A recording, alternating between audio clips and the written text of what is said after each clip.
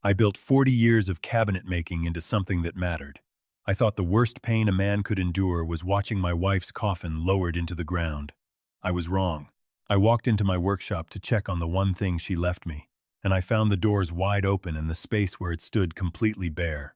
My name is Walter Higgins. I'm 67 years old, and I've lived in the same house on the edge of Millbrook, Ohio for 38 years. Until 3 weeks ago, I believed I understood grief. I buried my wife Eleanor in April, and I thought I had already survived the worst thing life could throw at a man my age.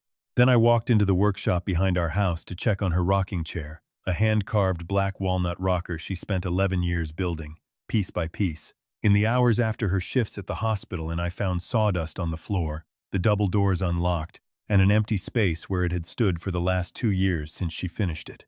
I called my son, Marcus.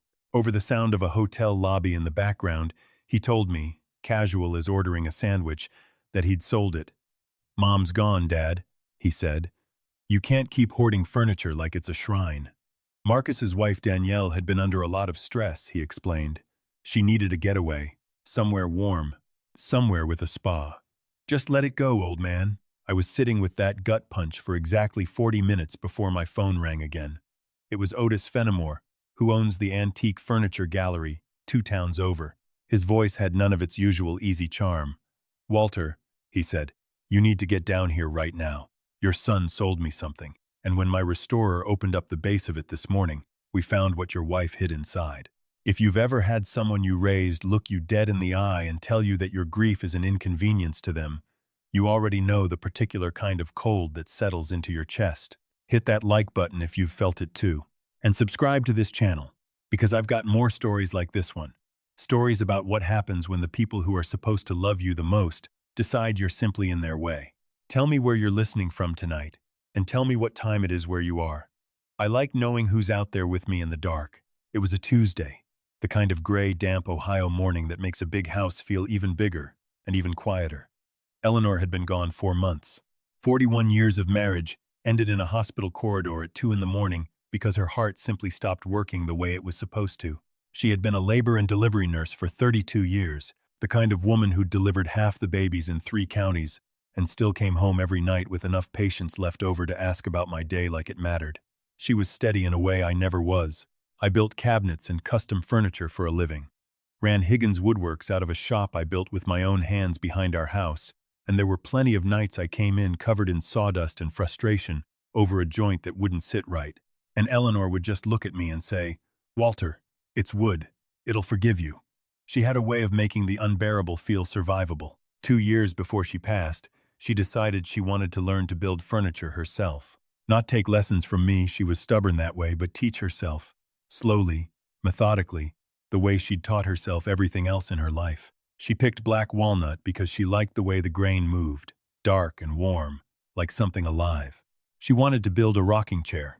Not for a nursery we'd never gotten the chance to fill with grandchildren the way we'd hoped. Our son had made sure of that particular disappointment years earlier, but for herself, for the porch, something to sit in when she was old and gray, and finally slowed down enough to enjoy a sunset. She worked on it in stolen hours, after 12-hour shifts at the hospital, out in my shop with sawdust in her hair and reading glasses pushed down her nose, cursing at a mortise joint that wouldn't seat right. It took her 11 years. On and off, life getting in the way more than she liked. She finished it 2 years before the heart attack took her from me. She used to sit in that chair every evening with a cup of tea, and I used to sit inside the house and watch her through the window, thinking I was the luckiest man in Millbrook, Ohio. Since she passed, I went out to the workshop every morning. Not to work, I hadn't taken on a commission in months, but just to stand near that chair, run my hand along the armrest where her palm had worn the wood smooth, and remember what it felt like to have her in the next room. That Tuesday, I carried my coffee out there like I did every morning, pushed open the double doors, and stopped so hard, the mug slipped clean out of my hand and shattered against the concrete floor. The chair was gone. Not moved. Gone. The space where it had sat for 2 years was empty, and there was a fine dusting of sawdust on the floor where something heavy had been dragged and lifted. I checked the side door. Locked, same as always. I checked the windows. Nothing broken, nothing forced. The old combination lock on the double doors was undamaged, which meant whoever took that chair hadn't broken in at all. They'd walked in, because they knew the combination. There were exactly 2 people alive who knew that combination besides me. My neighbor Ruth, who watered my tomatoes when I traveled, and my son. My hands were shaking by the time I got my phone out and called him. It rang 4 times before he picked up, and the second I heard the background noise, a lobby, an intercom system, the clatter of luggage wheels on tile, I knew he wasn't home. "Hey, Dad." His voice had that particular lightness he used when he already knew he'd done something wrong and had decided in advance not to care. "Marcus," I said, and I could hear my own voice cracking. "Where's your mother's chair?" There was a pause. Not a guilty pause. I know guilty pauses. I've heard them my whole life from that boy, but an annoyed one, like I'd interrupted him over something trivial. "I sold it," he said, flat, like he was telling me the weather. "Look, Dad, I didn't want to make some huge thing out of it." The words landed like a physical blow. I had to put a hand on the workbench to keep myself upright. "You what?" "I sold it," he said again, louder, talking over some announcement I couldn't quite make out. "Mom's gone, Dad. It's been 4 months. You can't keep the workshop as some kind of shrine to her forever. It's just a chair." It was gathering dust. "It wasn't just a chair," I said, and something in my chest was cracking open. "Your mother spent 11 years building that. It was hers. It wasn't yours to touch." "Stole it? Come on, Dad, don't be dramatic," he scoffed. "I'm your only kid. Everything in that house comes to me eventually anyway. I just moved the timeline up a little. Besides, I needed the cash." "Cash for what?" I demanded. "Danielle's been really struggling since the funeral," he said, and I nearly laughed out loud, bitter and disbelieving, because Danielle had spent the entire wake complaining that the shrimp cocktail wasn't fresh enough. She needs to get away. Somewhere she can actually breathe. We're headed to Turks and Caicos for 2 weeks. First class, oceanfront villa, the whole thing. She needs it, Dad. You always put Mom first your whole life. I'm just doing the same thing for my wife. Get over it. It's a chair. Get over it." He'd violated my home, stolen the one physical thing his mother had poured herself into during the last years of her life, and now he was lecturing me about being a devoted husband. "They're calling our flight," he said, already sounding bored with the conversation. "We'll be out of range for a while. We can hash this out when we're back. Relax, Dad. Take up a hobby or something." The line went dead. I stood there in the empty workshop, coffee soaking into my boots, and let the silence ring in my ears. He genuinely believed I'd just absorbed this, that I was some soft, grieving old man who'd forgive him eventually because that's what fathers do. He had no idea who he was actually talking to. Here's the thing about spending 4 decades running a small business from nothing. You learn, whether you want to or not, how to think clearly when you're furious. I didn't build Higgins Woodworks into something that put my son through a private college and bought him his first condo by being a pushover. I built it by paying attention to details other people missed. And there was a detail here that didn't add up. A luxury 2-week trip to Turks and Caicos, even done extravagantly, runs somewhere around $15,000 to $20,000. I knew exactly what that rocking chair was worth, because I'd had it appraised for insurance purposes the year before. At Eleanor's insistence, she'd laughed about it at the time, said she just liked the idea of her hobby being worth something on paper. A hand-carved, one-of-a-kind black walnut rocker, built by a woman with genuine documented skill and provenance, tied to a well-known regional craftsman's spouse. Because by then, Eleanor's chair had actually been photographed for a regional woodworking magazine, was valued conservatively at $85,000. To the right collector, more. Marcus wasn't stupid enough to sell an $85,000 piece for 1/10 of its value just to fund a beach vacation. Something else was going on. The trip was a story, a convenient thing to make me angry about his entitlement, so I wouldn't look any closer at what he actually needed the money for. I was reaching for my phone, already thinking about calling my attorney, a sharp, no-nonsense woman named Carol Whitfield who'd handled my business contracts for 2 decades, when the phone buzzed in my hand. Otis Fenimore. Otis ran Fenimore, Antiques, and Fine Furnishings, the best gallery for serious American craftsmanship within 100 miles. He and Eleanor had known each other for 15 years. She used to bring him pieces of hardware and old joinery samples she found at estate sales, just to talk shop, and he respected her the way you respect somebody who genuinely knows what they're looking at. Otis didn't do small talk. He answered fast. Always business. "Walter, His voice was tight, hushed, urgent in a way I'd never heard from him. "I need you to come down here right now." "I already know," I said. "Marcus sold you something that wasn't his to sell." "He did," Otis said grimly. "Showed up about 2 hours ago, said he was helping settle the estate, needed a fast cash offer." Kid was sweating through his shirt. Walter, rushing me like the building was on fire. "Did you pay him?" "I wired the funds to get him out of my shop," Otis said. "But Walter, I put a 72-hour hold on it before it clears. I know how much that woman loved her work. I wasn't about to let something like that slip out the back door without you knowing." Relief hit me like a wave. "Thank you, Otis. I'll have my attorney file a stolen property claim immediately." "Walter, wait." His voice dropped even lower. "That's not actually why I called you. Forget the money for a second. There's something else." "What is it?" "When we brought the chair into the shop, my restorer, young guy, does all our structural work, noticed something off about the underside of the seat. There's a panel there, part of the original joinery, meant to be a support brace. It was slightly misaligned, just a fraction of an inch." My chest tightened. Eleanor didn't make mistakes like that. She was meticulous. "That's what I thought too," Otis said. "So we popped it open to reseat it properly." "Walter, your wife didn't just build a chair. There's something hidden inside that support panel. And it's got your name on it." I stood there in my kitchen with the phone against my ear, and the room went very still. Marcus's voice was still echoing in my head. "Get over it. It's just a chair." And now I was being told that the chair itself had a secret in it. That my late wife, a woman I thought I knew down to the bones, had built something into her own life's work that was meant for me and only me, sealed away for who knows how long. "I'm on my way," I said, and I hung up before Otis could answer. "I didn't call the police. Not yet. Understand something about me when you spend 40 years running a small manufacturing business through 2 recessions, a fire that nearly took the whole shop down, and enough shady lumber suppliers and late-paying clients to fill a book. You learn that the loudest reaction isn't always the smartest one. You learn to gather everything first. You learn to move quiet. I didn't call Marcus back to scream at him either, though God knows I wanted to. I got in my truck and drove.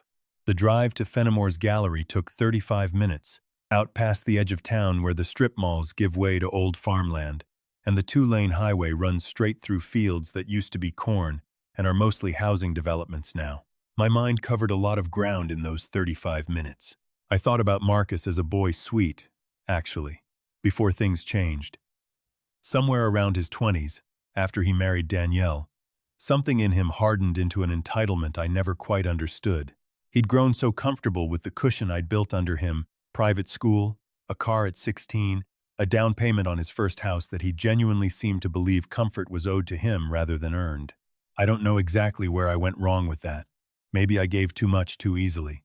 Eleanor used to say I overcorrected because my own father had given me nothing and made me claw for every inch. Maybe she was right.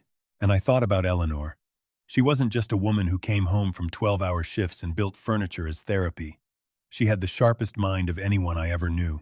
She ran the books for Higgins Woodworks for 26 years, on top of her actual full-time nursing career, because she didn't trust anyone else with the numbers not out of control, but because she had an instinct for catching when something didn't add up, whether it was a supplier padding, an invoice, or a hospital billing error, or apparently her own son's character. If a woman with that kind of mind had spent 11 years quietly building something and had hidden a message inside it meant for me specifically, it wasn't sentimental.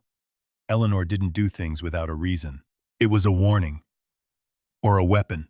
I pulled up to Fenimore's Gallery, a converted brick warehouse on the edge of the old mill district, and Otis was already standing outside the loading bay waiting for me, arms crossed, face grim. He didn't say hello. He just nodded toward the interior and led me inside. The chair sat in the center of the workshop floor under bright work lights, looking almost obscene out of context, stripped of its cushion, tipped onto its side, the underside seat panel removed and laid on a felt cloth on a nearby table. The restorer, a young guy named Diego who I'd met a handful of times before, stood off to the side looking like he wasn't sure whether he should be in the room for this. I walked over, my boots loud against the concrete, the same way they'd been loud in my own workshop that morning. Set into the underside of the seat, tucked behind a support brace that Eleanor had clearly built specifically to conceal it, was a shallow rectangular cavity. Otis reached into his jacket pocket and pulled out a heavy zip-top plastic sleeve, the kind meant for keeping documents dry, sealed at the edges with waterproof tape. I took it from him. Inside, I could see a small USB drive and a folded sheet of thick cream-colored stationery. Eleanor's stationery, the kind she'd used for every letter she'd ever written me in 41 years of marriage. My hands, steady enough that I'd once talked down an angry union rep threatening to walk his whole crew off a job site, were shaking now. I cut through the tape with a utility knife off the workbench and unfolded the letter. I recognized her handwriting instantly, small, precise, slightly slanted, the handwriting of a woman who wrote fast because she always had somewhere else to be. The date in the top corner made my breath catch in my throat. It was dated 19 days before she died. "Walter," it began. "If you're reading this, it means I'm gone, and it means our son did exactly what I was afraid he'd do." I had to sit down on an overturned crate near the workbench. Otis and Diego stepped back, giving me room, and I read the rest of the letter in a workshop that had gone completely silent except for the low hum of the overhead lights. She wrote that she'd noticed things over the past year. Money moving strangely, Marcus asking pointed questions about our estate, about what was his, about how the business was structured, questions dressed up as casual conversation, but landing with a specificity that made her suspicious. She'd noticed Danielle's spending had gotten reckless in a way that didn't match Marcus's modest salary at the insurance firm where he worked. She'd started quietly looking into things the way she used to look into a supplier's books when something felt off. Using instincts she'd sharpened over 26 years of managing our finances. What she found scared her enough to write this letter and hide it somewhere she was certain only I would eventually find, and only if things had gotten bad enough that Marcus made a move on something she treasured. She'd discovered that Marcus and Danielle were nearly $340,000 in debt, not from anything as simple as a vacation habit from a series of failed investments Marcus had made without telling either of us, using a home equity line against the condo I'd helped him buy, funneled into a friend's supposed real estate development company that turned out to be, as far as Eleanor could tell from the paperwork she'd managed to get her hands on, close to a Ponzi scheme. The friend, a man named Curtis Boyd, who I vaguely remembered from Marcus's wedding, had already been quietly named in a state securities complaint that hadn't gone public yet. Marcus had put nearly everything into it, chasing a payout that never came, and now he was underwater in a way he couldn't fix through normal means. He needed cash, fast, quiet, and untraceable enough that his own creditors and possibly investigators wouldn't immediately find it. Eleanor's letter said she hadn't told me because she didn't want to break my heart over something that might resolve itself, and because, in her words, if I'm wrong, I don't want you looking at our son differently for nothing. But if I'm right, and something happens to me, I know exactly what he'll do. He'll wait until I'm gone and come after anything he thinks he can turn into cash fast, because he thinks grief makes people careless. So I built something only you would think to open, and I made sure it would take real desperation for him to sell it. If you're reading this, Walter, he's desperate. Don't yell at him. Don't confront him with anger. You've always been better than that when it counts. Follow the money instead. That's the only language that's ever going to actually stop him. The USB drive, when I got it home and plugged it into my laptop that night with hands that still hadn't fully steadied, held 2 years of financial records Eleanor had quietly compiled bank statements she'd photographed during visits to Marcus and Danielle's house. Printouts of wire transfers she'd noticed on a shared family account she still had view access to from years earlier when she'd helped them refinance, and a folder of screenshots documenting Curtis Boyd's investment company and the securities complaint against it, which she'd apparently been tracking through public court filings for months. I sat at my kitchen table until nearly 2 in the morning going through it all, and by the time I was done, my grief had curdled into something colder and infinitely more useful. Rage, but organized. The kind of rage that doesn't shout, the kind that plans. I didn't call Marcus. I called Carol Whitfield first thing the next morning and laid the entire thing out on her desk. The theft of the chair, the letter, the financial records. Carol had known Eleanor for years and went quiet for a long moment after I finished, then said, in her flat courtroom voice, "Walter, this isn't just a family dispute anymore. Depending on what Marcus knew about Curtis Boyd's operation, and when he knew it, your son may have exposure here that goes well beyond an uncomfortable Thanksgiving dinner." She was right. Curtis Boyd's fund had, in fact, been operating as an unregistered investment scheme, promising returns that never materialized, while using new investor money to pay off earlier investors' textbook fraud. Marcus, it turned out from the records Eleanor left, hadn't just been a victim. He'd recruited at least 2 other people into the fund himself, friends from his college days, taking a small referral fee each time, which put him in a legal gray zone that Carol said state investigators would find very interesting. I let Carol quietly reach out to the State Securities Division, which was already building its case against Boyd, and hand over Eleanor's documentation as a concerned third party. I didn't do it out of cruelty. I want to be honest about that, because I've turned this over in my head 1,000 times since. I did it because my wife, in the last 2 weeks of her life, sick and likely already feeling something wasn't right with her own heart, though she never told me, sat down and built a trap for our son out of love, not love for punishing him, but love for making sure I wouldn't be blindsided and left with nothing while grieving her. She wanted me protected, and I owed it to her to finish what she started. Marcus and Danielle came back from Turks and Caicos 10 days later, tanned and, from what I heard through my sister-in-law, completely unbothered. Marcus called me the day after he landed, breezy, like nothing had happened. "Hey, Dad, we're back. Figured we'd come by this weekend, maybe grab dinner." "There's not going to be a dinner, Marcus," I said. "Not until you and I have a real conversation." Something in my voice must have registered, because the breeziness dropped away fast. "Dad, come on. Don't be like this over a chair." "It's not about the chair," I said. "It's about Curtis Boyd." The silence on the other end of the line lasted long enough that I almost thought the call had dropped. "How do you know that name?" he said finally, his voice gone flat and careful in a way I hadn't heard from him since he was a teenager caught in a lie. "Your mother knew, Marcus. She knew before she died. She left records. She left everything. The debt, the recruiting, the referral fees you took from your own friends to bring them into a fraud. It's all documented, dated, and it's already with the state." I heard him actually stop breathing for a second. "You went to the state? Dad, are you serious right now? That's your grandkid's future you're messing with? You'd do that to your own family?" And there it was. Not an apology. Not even real fear for himself. A pivot straight to guilting me.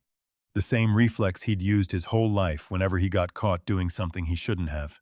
"I didn't do this to you," I said, and my voice was steadier than I expected it to be. "You did this to yourself the moment you decided your mother's life's work was just a chair you could cash in when things got tight. I'm not the one who broke into a workshop, Marcus. I'm not the one who lied to my father's face about why I needed money. Your mother saw exactly who you'd become, and she spent the last 2 weeks of her life trying to protect me from finding that out the hard way. The least I can do is finish what she started." He tried a few more angles over the following weeks, anger, then wounded innocence. Then, when Danielle got involved, something close to open threats about lawyers and inheritance and cutting me off from ever seeing them again, as though that was a punishment and not, frankly, something close to relief. I let Carol handle the legal side. The state's case against Curtis Boyd moved forward with Eleanor's documentation as a key piece of the evidentiary record, and Marcus, through his own attorney, ended up cooperating with investigators in exchange for a reduced role in the eventual restitution proceedings, rather than facing charges of his own for the referral activity. It cost him almost everything he thought he had left his savings, most of his equity in the condo, 2 years of his life tangled up in depositions and settlement paperwork. I did rewrite my will. Carol handled that too, methodically, without a trace of satisfaction in her voice, because that's not the kind of woman she is. Higgins Woodworks, what's left of my savings, and the house all go into a trust now, structured so that nothing can be liquidated or borrowed against quickly or quietly ever again. There's a provision for Marcus, because he's still my son and I haven't stopped loving him even now, but it's structured to release slowly, over years, tied to actual financial responsibility milestones that Carol built in with more patience than I probably deserve credit for asking for. I got the chair back. Otis refused to take a commission on returning it, said it was the least he could do for Eleanor's memory, and Diego reassembled the support panel exactly as she'd built it, respectfully, like he understood he was handling something sacred. It sits back out in my workshop now, in the exact spot where I found it empty that Tuesday morning, and some evenings, when the weather's decent, I carry it out onto the back porch instead and sit in it myself, something I never let myself do while she was alive because it felt like it was hers alone. I think about that letter more than I probably should. Follow the money instead. That's the only language that's ever going to actually stop him. 41 years married to that woman, and she was still teaching me things after she was gone. She always did see people more clearly than I did, kinder about it than they usually deserved, but clearer. Marcus and I talk now, occasionally. Stiff conversations, careful ones, nothing like what we had before, if we ever really had what I thought we had at all. He's working 2 jobs now to keep up with the restitution payments, and Danielle left him about 4 months after everything came out, which I won't pretend didn't feel like a kind of justice, though I try not to sit in that feeling too long because Eleanor wouldn't have wanted me to enjoy anyone's suffering, even his. Some nights I sit out on that porch in her chair with a cup of tea the way she used to, and I look out over the yard, and I talk to her a little, the way you do when you've been married to someone so long that silence starts to feel like half a conversation instead of an empty room. I tell her I finished it. I tell her I followed the money, just like she said. And some nights, in the particular quiet of an Ohio evening with the crickets starting up and the porch light throwing long shadows across the grass, I could swear I hear her laughing, telling me I overcomplicated the whole thing, that she always knew exactly how it would end, because she always did. If you've ever had to protect yourself from someone who was supposed to protect you, you're not alone in this. Hit that like button. Subscribe if this story meant something to you, and tell me in the comments, where are you tonight, and what time is it there? I like knowing you're out there with me.